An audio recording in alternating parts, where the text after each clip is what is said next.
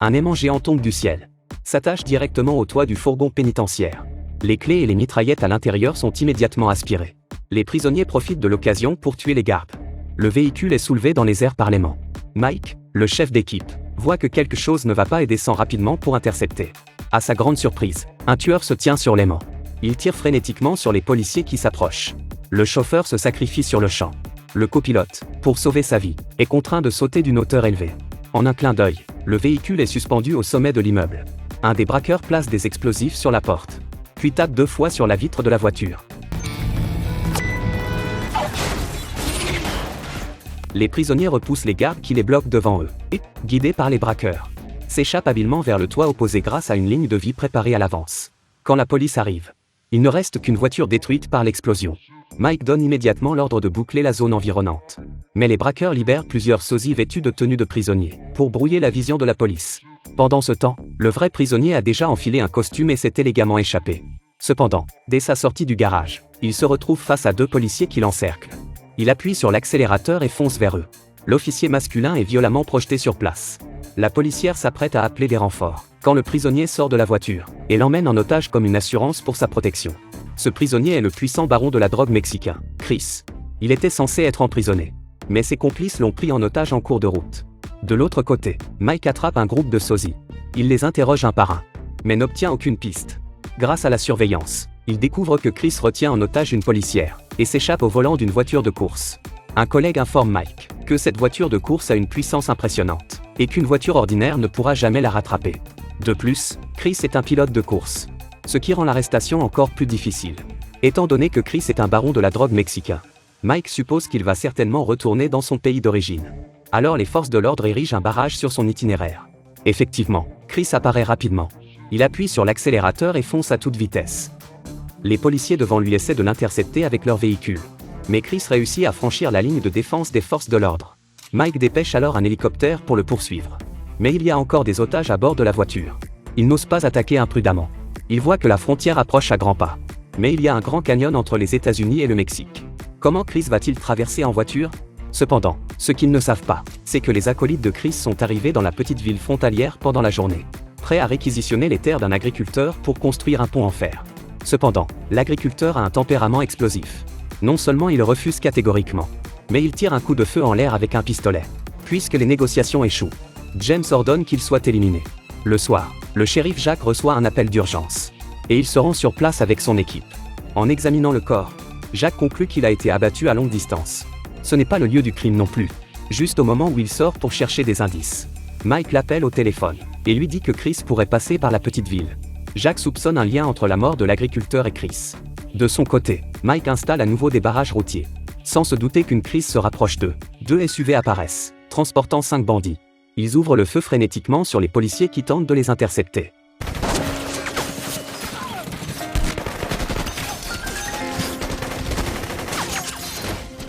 Sous le feu nourri des bandits, les policiers sont rapidement éliminés. Ensuite, un camion modifié fait son entrée en scène. Des étincelles jaillissent tandis qu'il fonce droit sur les voitures de police qui tentent de l'arrêter, permettant ainsi à Chris, le trafiquant de drogue, de passer facilement la ligne de défense de la police. Maintenant, seul l'hélicoptère au-dessus les poursuit encore. Chris à l'intérieur du véhicule passe les clés à une policière. En réalité, la policière a déjà été soudoyée par Chris. Il s'est volontairement fait capturer, afin qu'elle puisse l'escorter jusqu'au Mexique. Ensuite, Chris active ses lunettes de vision nocturne, presse le frein pour éteindre les phares et disparaît complètement dans l'obscurité de la nuit, perdant ainsi l'hélicoptère de vue. Le pilote rapporte la situation au quartier général. Pendant ce temps, les complices de Chris s'activent pour construire le pont. Mais Martin et Lucy, en patrouille, les repèrent. Martin s'apprête à s'approcher pour poser des questions, mais est abattu d'une balle par l'ennemi. Lucy se met à l'abri derrière la voiture et riposte immédiatement.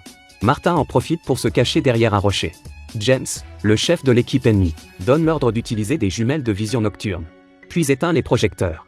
Le noir total s'abat sur les environs.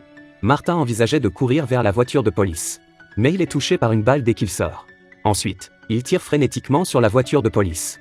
Et sous le feu intense, Lucy n'ose même pas montrer sa tête. C'est alors qu'une voiture de police fonce vers eux. Jack à l'intérieur brise la vitre, sort une arme et riposte. En un rien de temps, il en élimine 2 autres. Sous la protection de Jack, Lucy traîne Martin jusqu'à la voiture. Ils s'apprêtent à partir lorsque leurs ennemis pointent un lance-roquette vers eux. Heureusement, le projectile frappe une voiture de police à côté d'eux. ce qui leur sauve la vie. Malheureusement, Martin, gravement blessé, cesse de respirer. Cela rend Jack furieux. Il appelle Mike immédiatement pour demander qui est réellement Chris. Apprenant que c'est un trafiquant de drogue, Jack est encore plus en colère. Si tu l'avais dit plus tôt, mes hommes n'auraient pas sacrifié leur vie. Pour venger Martin, Jack rassemble les 2 policiers restants, Johnson et Anthony. Mais les armes dans la ville sont limitées. Jack retrouve son vieil ami Ross, et obtient un approvisionnement en équipement lourd. Il lui donne le poste de vice-shérif, et l'incorpore dans l'équipe.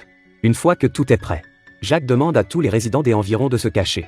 Puis plusieurs voitures arrivent, pour bloquer le chemin incontournable de Chris. Pendant ce temps, Chris conduit sa voiture de sport vers la petite ville, tandis que son complice James arrive en avance avec des hommes, préparant le terrain pour permettre à Chris de passer sans encombre. Sur l'ordre de James, ces hommes se précipitent frénétiquement vers l'obstacle devant eux. Les voitures sont immédiatement criblées de balles. Et ensuite, un missile est tiré.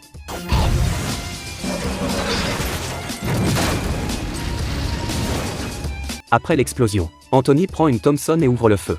Mais la seconde suivante, il est abattu par un tireur d'élite. Cependant, le tireur d'élite ne s'en sort pas non plus. Il est éliminé d'une balle par Lucy, cachée dans l'ombre. À ce moment-là, Johnson conduit un autobus scolaire qui fonce dans le champ de bataille, et s'arrête élégamment sur le côté de la route.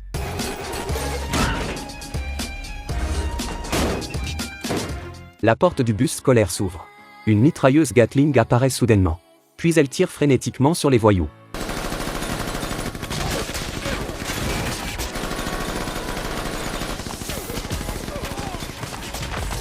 C'est le shérif Jack qui est arrivé.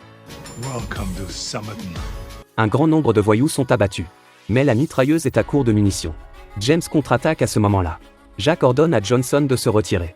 Mais il y a encore un voyou à l'étage supérieur, les empêchant de relever la tête.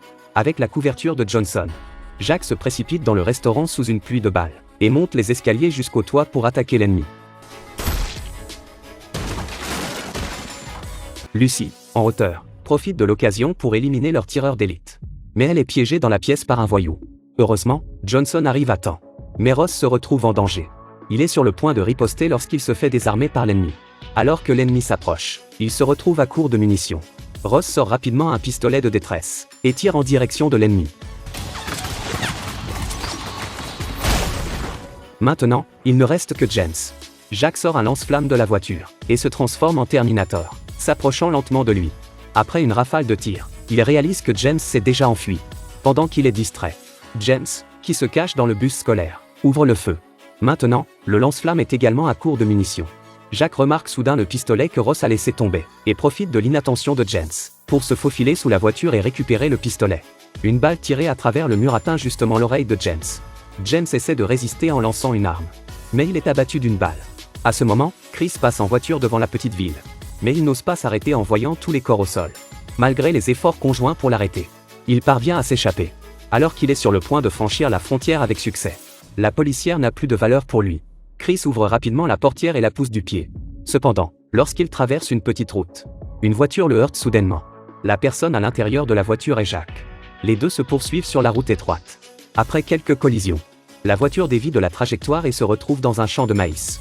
En raison de la visibilité réduite et de la vitesse excessive, les deux percutent directement la moissonneuse-batteuse devant eux. La voiture de Jack perd même son toit.